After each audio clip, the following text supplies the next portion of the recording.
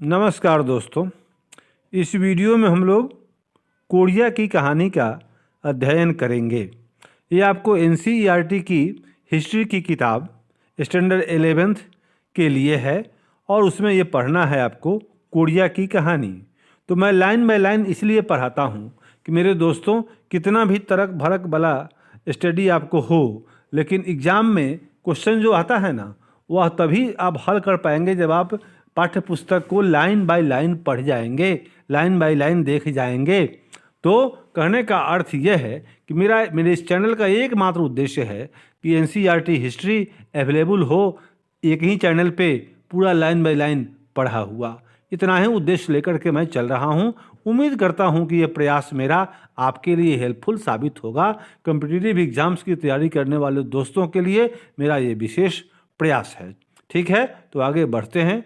Korea की कहानी। आधुनिकीकरण की शुरुआत। 19वीं सदी के अंत में कोरिया के जोसोन वंश 1392 से 1910 ने आंतरिक और सामाजिक संघर्ष का सामना किया और इसके साथ ही उसे चीन, जापान और पश्चिमी देशों का विदेशी दबाव भी सहना पड़ा। इन सब के बीच कोरिया ने अपनी सरकारी संरचनाओं, राजनयिक संबंधों, बुनियादी ढांचे एवं समाज के आधुनिकीकरण के लिए सुधार नीतियां लागू कीं। दशकों के राजनीतिक हस्तक्षेप के बाद साम्राज्यवादी जापान ने 1910 में अपनी कॉलोनी के रूप में कोरिया पर जबरन कब्जा कर लिया, जिससे 500 वर्ष से अधिक समय से चले आ रहे जोसोन राजवंश का अंत हो गया। किंतु कोरियाई लोग जापानियों द्वारा किए जा रहे कोरियाई संस्कृति एवं नैतिक मूल्यों के दमन से काफ़ी नाराज थे। आज़ादी के इच्छुक कोरियाई लोगों ने जापानी औपनिवेशिक शासन के खिलाफ प्रदर्शन किया। उन्होंने एक अस्थायी सरकार की स्थापना की और कैरो, येल्टा और पॉट्सडैम सम्मेलनों जैसी अंतर्राष्ट्रीय बैठकों में विदेशी नेताओं से अपील करने के लिए प्रतिनिधि मंडल भेजे। जापानी औपनिवेशिक शासन 35 साल के बाद अगस्त 1945 में द्वितीय विश्व युद्ध में जापान की हार के साथ समाप्त हुआ। हालांकि यह कोरिया के भीतरी और बाहरी स्वतंत्रता कार्यकर्ताओं का लगातार प्रयास था, जो जापान की हार के बाद कोरिया की स्वतंत्रता सुनिश्चित कर पाया। मुक्ति के बाद कोरियाई उपद्वीप को अस्थायी रूप से 38वीं समानांतर रेखा से दो हिस्सों में विभाजित कर दिया गया, जिसमें उत्तरी क्षेत्र में सोवियत संघ और दक्षिणी क्षेत्र में यूएन द्वारा संचालन किया गया। किंतु दोनों ही क्षेत्र जापानी सेना को भंग करने के लिए परिश्रम करते रहे। हालांकि 1948 में उत्तर और दक्षिण में अलग अलग सरकारें स्थापित होने के साथ यह विभाजन स्थायी रूप से स्थापित हो गया। युद्धोत्तर राष्ट्र। जून 1950 में कोरियाई युद्ध शुरू हुआ। दक्षिण कोरिया में अमेरिकी अगुवाई वाली संयुक्त राष्ट्र सेना और उत्तर कोरिया में कम्युनिस्ट चीन सेना के समर्थन से शीत युद्ध काल का एक छद्म युद्ध, छुपा हुआ युद्ध, हिडन वॉर शुरू हुआ। जुलाई 1953 में 3 साल बाद यह युद्ध विराम समझौते से समाप्त हुआ। कोरिया हमेशा के लिए विभाजित हो गया। कोरियाई युद्ध से न केवल बड़े पैमाने पर जीवन और संपत्ति का नुकसान हुआ, बल्कि मुक्त बाजार, आर्थिक विकास और लोकतंत्रीकरण भी धीमी गति से हुआ। युद्ध के दौरान जारी की गई मुद्रा एवं राष्ट्रीय खर्च के कारण मुद्रास्फीति से कीमतें अचानक बढ़ गईं। इसके अलावा औपनिवेशिक काल के दौरान निर्मित औद्योगिक सुविधाओं को पूरी तरह से नष्ट कर दिया गया। नतीजन दक्षिण कोरिया को अमेरिका की आर्थिक सहायता लेने के लिए मजबूर होना पड़ा। यद्यपि दक्षिण कोरिया के पहले राष्ट्रपति सिंगमैन री 1948 में कोरियाई युद्ध के बाद लोकतांत्रिक प्रक्रियाओं के माध्यम से चुने गए थे, लेकिन उन्होंने अवैध संवैधानिक संशोधन के माध्यम से 2 बार अपना प्रशासन काल बढ़ाया 2 बार। अप्रैल 1960 में नागरिकों ने इस तरह की धांधली से होने वाले चुनावों के खिलाफ विरोध किया और री को इस्तीफा देने के लिए मजबूर होना पड़ा, जिसको कोरिया में अप्रैल क्रांति के नाम से जाना जाता है। कोरिया में अप्रैल क्रांति महत्वपूर्ण घटना ये हुई 1960 में। ठीक है, तो ये अप्रैल क्रांति कोरिया में 1960 एक प्रोत्साहन के रूप में शुरू हुई। इस क्रांति से री के प्रशासनकाल के दौरान लोगों की दबी हुई भावनाएं प्रदर्शनों और मांगों के रूप में उठने लगीं। हालांकि री प्रशासन के इस्तीफे के बाद स्थापित हुई लोकतांत्रिक पार्टी की सत्ता आंतरिक विभाजन और संघर्ष के चलते नागरिकों की मांगों का उचित उत्तर नहीं दे पाई, बल्कि सुधारवादी राजनीतिक शक्तियां उभरी और छात्र आंदोलनों ने एकीकरण आंदोलनों का रूप ले लिया। सेना के अधिकारियों को द्वारा इसको समर्थन नहीं मिला। मई 1961 में जनरल पार्क चुंग ही और अन्य सैन्य अधिकारियों के सैन्य तख्तापलट द्वारा लोकतांत्रिक पार्टी की सरकार को उखाड़ फेंका गया। तीव्र औद्योगिकरण का एवं मजबूत नेतृत्व। अक्टूबर 1963 के चुनाव में सैन्य नेता पार्क चुंग ही राष्ट्रपति बने। पार्क प्रशासन ने देश में आर्थिक विकास के लिए एक राज्य आधारित निर्यात उन्मुख नीति अपनाई। सरकार की 5 वर्षीय आर्थिक योजनाओं ने बड़े कॉरपोरेट फर्मों का समर्थन किया, रोजगार के विस्तार पर भारी जोर दिया और कोरिया की प्रतिस्पर्धात्मकता को बढ़ावा दिया, कंपटीशन की भावना को बढ़ावा दिया। 1960 के दशक से कोरिया का अभूतपूर्व आर्थिक विकास शुरू हुआ, जब राज्य नीति आयात प्रतिस्थापन प्रौद्योगिकी ISI से निर्यात पर केंद्रित हो गई। निर्यात उन्मुख नीति के तहत सरकार ने श्रम घनिष्ठ हल्के औद्योगिक उत्पादों जैसे वस्त्रों पर अपना ध्यान केंद्रित किया, जिसमें कोरिया का तुलनात्मक लाभ था। 1960 और 1970 के दशक के दौरान पुनः लघु उद्योगों से उच्च मूल्य वर्धित भारी और रासायनिक उद्योगों पर ध्यान केंद्रित किया गया। इस्पात, अलौह धातु, मशीनरी, जहाज निर्माण, इलेक्ट्रॉनिक्स और रासायनिक उत्पादन को आर्थिक विकास की दौड़ में सबसे महत्वपूर्ण उद्योगों के रूप में चुना गया। 1970 में ग्रामीण जनसंख्या को प्रोत्साहन और कृषि क्षेत्र के आधुनिकीकरण के लिए नया गांव सैमेल आंदोलन की शुरुआत हुई। सैमेल आंदोलन, नया गांव आंदोलन। इस अभियान का उद्देश्य लोगों को निष्क्रिय और निराशावान जीवन से सक्रिय और आशावान बनाना था। इस अभियान द्वारा ग्रामीण लोगों को अपने गांवों के विकास और समुदाय की जीवन शैली को सुधारने के लिए सशक्त किया गया। आगे जाकर इस अभियान का औद्योगिक संयंत्रों और शहरी क्षेत्रों के आसपास के इलाकों के विकास के लिए विस्तार किया गया। आज कोरिया अन्य विकासशील देशों के साथ जो अपने विकास प्रयासों में सैमोल आंदोलन के सिद्धांतों को अपनाना चाहते हैं, इस आंदोलन से प्राप्त ज्ञान और अनुभव बांट रहा है। सैमोल आंदोलन ये गांवों को मजबूत करने का आंदोलन था, जिसमें निराशा से की जगह पर आशा को भरना था लोगों के हृदय में, नेगेटिव से पॉजिटिव बनाना था लोगों की सोच को, एटीट्यूड को। इससे वहाँ के गांवों का विकास हुआ। मजबूत नेताओं, प्रशिक्षित अफसरों और आक्रामक उद्योगपतियों, सक्षम श्रम बल के संयोजन से कोरिया आज सारे विश्व को अपनी आर्थिक वृद्धि से चौंका रहा है। महत्वाकांक्षी उद्यमी सरकारी प्रोत्साहनों से निर्यात को बढ़ाने और नए उद्योगों के विकास में सक्षम रहे। उच्च स्तर की शिक्षा ने भी कोरिया के आर्थिक विकास में योगदान दिया। कोरिया के औद्योगिकरण की शुरुआत से ही लगभग सभी कोरियाई श्रमिक दल पहले से ही साक्षर थे और प्रगति के नए कौशल प्राप्त करने के लिए तैयार थे। इसके साथ साथ कोरिया ने अपनी खुली आर्थिक नीति के द्वारा अन्य देशों के अधिक उन्नत संस्थानों और तकनीकों को अपने देश में लाना शुरू कर दिया था।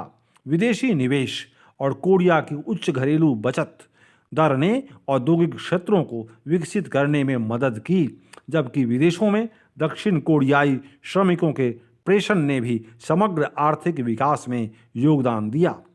पार्क प्रशासन की दीर्घकालिक शक्ति का आधार कोरिया का आर्थिक विकास था। पार्क के द्वारा किए गए संविधान संशोधन से वह तीसरे कार्यकाल के लिए चुनाव में खड़े हुए और 1971 में उन्हें पुनः चुना गया। पुनः उनको फिर वो सत्ता पर काबिज हुए, चुने गए। अक्टूबर 1972 में पार्क ने यूसिन संविधान घोषित करके कार्यान्वित किया, जिसने स्थायी अध्यक्षता को संभव बनाया। यूसिन संविधान के तहत राष्ट्रपति को कानून के क्षेत्राधिकार और प्रशासन पर पूर्ण अधिकार था और किसी भी कानून को आपातकालीन नियम के रूप में निरस्त करने का भी एक संवैधानिक अधिकार था। राष्ट्रपति को पूर्ण अधिकार प्रणाली के साथ देश के आर्थिक विकास में प्रगति के लिए लोकतंत्र एक तरह से अस्थायी रूप में निलंबित हो गया। हालांकि 1979 में दूसरे तेल संकट से देश की आर्थिक नीतियों, जो कि भारी रासायनिक उद्योग में मुख्य निवेश रखती थीं, में काफ़ी बाधाएं आईं। इसके साथ साथ छात्रों, विद्वानों और विपक्ष ने लगातार यूसिन संविधान के खिलाफ प्रदर्शन किया, क्योंकि पार्क प्रशासन ने आपातकालीन उपायों के आह्वान और राजनीतिक अस्थिरता का दमन कर दिया था। इस आर्थिक संकट और राजनीतिक अस्थिरता के बीच पार्क का प्रशासन अक्टूबर 1979 में पार्क चुंग ही की हत्या के साथ ही खत्म हो गया। लोकतंत्रीकरण की मांग और निरंतर आर्थिक विकास। लोकतंत्रीकरण की इच्छा पार्क चुंग ही की मृत्यु के साथ बढ़ी, लेकिन दिसंबर 1979 में फिर एक बार एक सैन्य नेता चुन डू हवन की अगुवाई में सैन्य तख्ता पलट का मंच तैयार हुआ। मई 1980 में चुन के सैन्य गुट के विरुद्ध लोकतंत्र की मांग करने वाले छात्रों और नागरिकों द्वारा राष्ट्र के प्रमुख शहरों में विभिन्न विरोध प्रदर्शन हुए। सैन्य दल ने पूरे देश में मार्शल कानून को लागू करके लोकतंत्र आंदोलन को दबा दिया, किंतु ग्वांगजू शहर में विशेष रूप से छात्र और नागरिक लगातार मार्शल कानून को समाप्त करने की मांग करते रहे। हालांकि चुन के सैन्य दल ने लोकतंत्रीकरण के लिए विरोध प्रदर्शन कर रहे लोगों की आवाज को दबा दिया। उसी वर्ष के अंत में चुन यू स्विन संविधान के तहत एक प्रत्यक्ष चुनाव के माध्यम से राष्ट्रपति बने। कौन? चुन यू स्विन। चुन प्रशासन ने अपनी सरकार को स्थिर बनाने के लिए लोकतांत्रिक प्रभाव का मजबूती से दमन किया। हालांकि चुन प्रशासन ने अंतर्राष्ट्रीय आर्थिक दृष्टिकोण से कोरिया के आर्थिक विकास को 1980 के 1.7% से बढ़ाकर 1983 तक 13.2% तक कर दिया और मुद्रास्फीति को भी बहुत कम कर दिया। आर्थिक विकास ने शहरीकरण, शिक्षा के स्तर में सुधार और मीडिया की प्रगति को जन्म दिया। इसके फलस्वरूप नागरिकों में अपने राजनीतिक अधिकारों की आत्म जागरूकता बढ़ी, जिसमें राष्ट्रपति के प्रत्यक्ष चुनाव के लिए संवैधानिक संशोधन की मांग की गई। मई 1987 में एक विश्वविद्यालय के छात्र की अत्याचारों से हुई मौत की घटना के बाद नागरिकों ने लोकतंत्रीकरण के लिए बड़े पैमाने पर प्रदर्शन किए, जिसको चुन प्रशासन ने दबाने की कोशिश की। इसके बाद चुन सरकार के खिलाफ लोकतंत्रीय आंदोलन में न केवल छात्रों बल्कि मध्य वर्ग के नागरिकों ने भी भाग लिया। इन प्रयासों के चलते चुन प्रशासन को संविधान में संशोधन करने के लिए मजबूर होना पड़ा और नागरिकों को सीधे चुनाव का अधिकार मिला। कोरियाई लोकतंत्र का एक नया अध्याय इस प्रकार से शुरू हुआ। कोरियाई लोकतंत्र और IMF संकट। नए संविधान के अनुसार 1971 के बाद से पहला प्रत्यक्ष चुनाव दिसंबर 1987 में हुआ, लेकिन विपक्षी पार्टियों की एकजुटता में विफलता के कारण चुन के सैन्य दल के एक साथी सैन्य नेता रोह ताए-वू का चुनाव हुआ। हालांकि कोरिया में लोकतंत्र जारी रहा। 1990 में लंबे समय से विपक्षी नेता रह चुके किम यंग सैम ने एक बड़ी सत्तारूढ़ पार्टी बनाने के लिए रोह की पार्टी से समझौता किया, दिसंबर 1992 में दशकों से चल रहे सैन्य शासन के बाद एक नागरिक नेता किम को राष्ट्रपति पद के लिए चुना गया। नए चुनावों एवं सत्तावादी सैन्य शक्ति के विघटन के फलस्वरूप एक बार फिर लोकतंत्र की शुरुआत हुई। नए प्रशासन की निर्यात नीति के तहत सैमसंग, हुंडई और एलजी सहित कुछ कंपनियां 1990 की शुरुआत तक वैश्विक प्रमुखता के स्तर तक पहुंच चुकी थीं।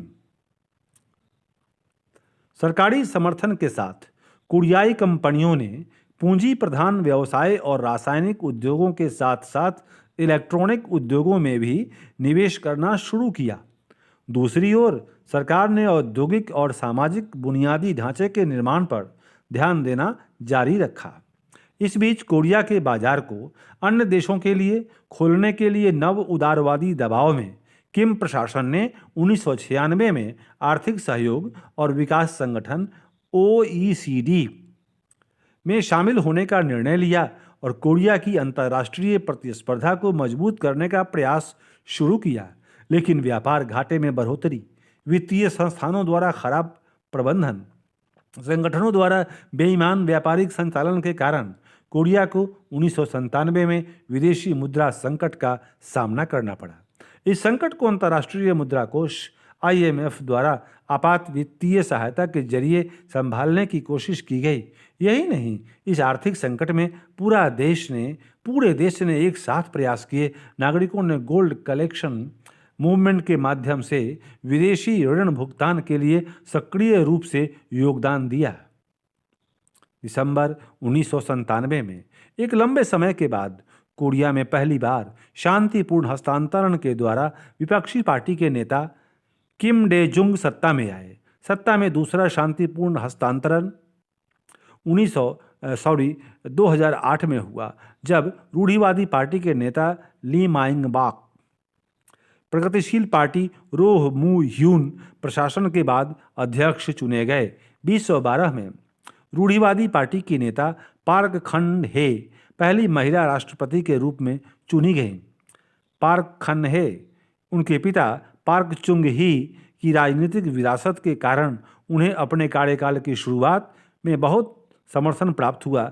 लेकिन अक्टूबर 2016 में जब यह बात उठी कि उनके स्थान पर उनके एक नज़दीकी मित्र गुप्त रूप से सरकारी मामलों का प्रबंधन करते थे, तब राष्ट्रव्यापी विरोध एवं प्रदर्शनों के फलस्वरूप मार्च 2017 में उन पर महाभियोग चला और उन्हें कार्यालय से हटा दिया गया।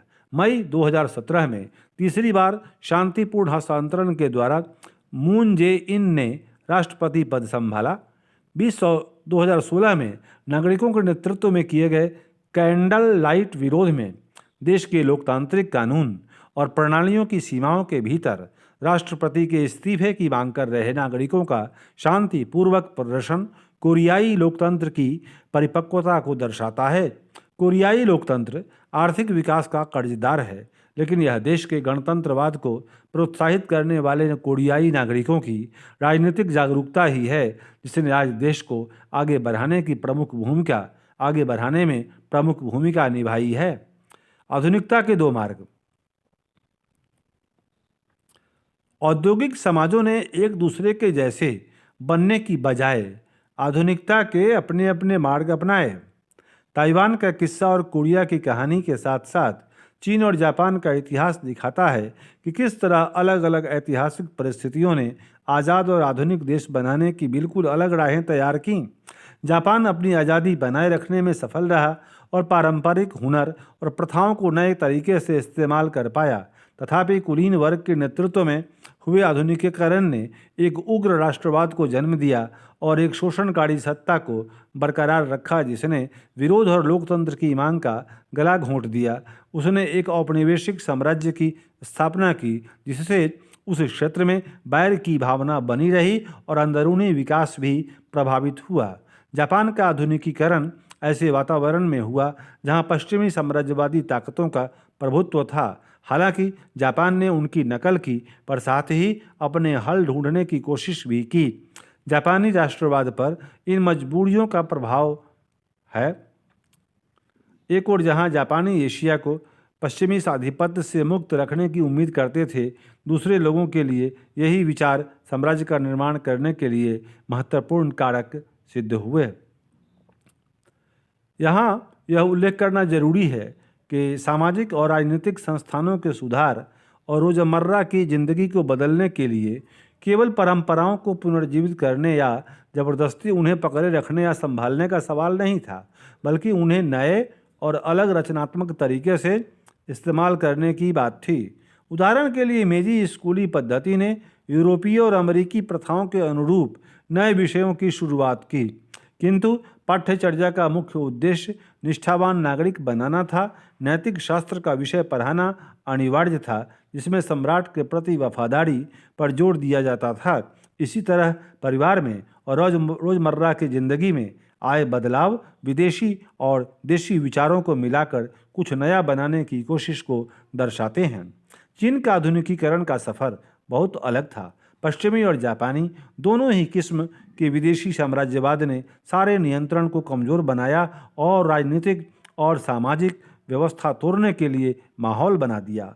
इसके चलते ज़्यादातर लोगों को बहुत से दुख दर्द सहने पड़े। युद्ध, सामंतवाद, लूटमार और गृह युद्ध ने बहुत से लोगों की जान ले ली। जापानी हमले की बर्बरता से भी भारी तादाद में लोगों की जानें गईं। प्राकृतिक त्रासदियों ने बोझों को और बढ़ा दिया। 19वीं और 20वीं शताब्दी में परंपराओं को ठुकराया गया। राष्ट्रीय एकता तथा सुदृढ़ता निर्मित करने के रास्तों की तलाश की गई। चीन के साम्यवादी दल और उसके समर्थकों ने परंपरा को खत्म करने की लड़ाई लड़ी। उन्हें लगा कि परंपरा जन समुदाय को गरीबी में जकड़े हुए है, महिलाओं को अधीन बनाती है और देश को अविकसित रखती है। साम्यवादी दल ने लोगों को अधिकार एवं सत्ता देने की बात की, परंतु वास्तव में उसने बहुत ही केंद्रीकृत राज्य की स्थापना की। साम्यवादी कार्यक्रम की सफलता ने उम्मीद का वादा किया, लेकिन दमनकारी राजनीतिक व्यवस्था ने मुक्ति और समानता के आदर्शों को ऐसी नारेबाजी में बदल दिया जो लोगों को चालाकी से प्रभावित कर अपने काबू में लाने में काम आती थी। तथापि इससे शताब्दियों पुरानी असमानताएं हट गईं, शिक्षा का विस्तार हुआ और जनता के बीच एक जागरूकता पैदा हुई। पार्टी ने अब बाजार संबंधित सुधार किए और चीन को आर्थिक दृष्टि से ताकतवर बनाने में कामयाब हुई। जबकि राजनीतिक व्यवस्था अब भी कड़े नियंत्रण में है, अब समाज बढ़ती असमानताओं का सामना कर रहा है और सदियों से दबी परंपराएं पुनर्जीवित होने लगी हैं। यह नई स्थिति एक बार फिर यह सवाल खड़ा करती है कि चीन किस तरह अपनी धरोहर को बरकरार रखते हुए अपना विकास कर सकता है। इतिहास पढ़ने से हमने यही सीखा कि कभी कभी परंपराएं भी सही होती हैं और कभी कभी परंपराओं को छोड़ना भी सही होता है। कभी कभी दोनों को एक साथ फेंट करके चलना होता है, कुछ परंपरावादी विचार, कुछ नए विचार। तो मतलब मेरे दोस्तों, जो जातियाँ, जो राष्ट्र सक्रिय होते हैं उनका विकास होता है, जो आराम तलबी हो जाते हैं उनका पतन हो जाता है। तो ये आपको हिस्ट्री का NCERT 11th here completes. Thank you for viewing. Have a nice day.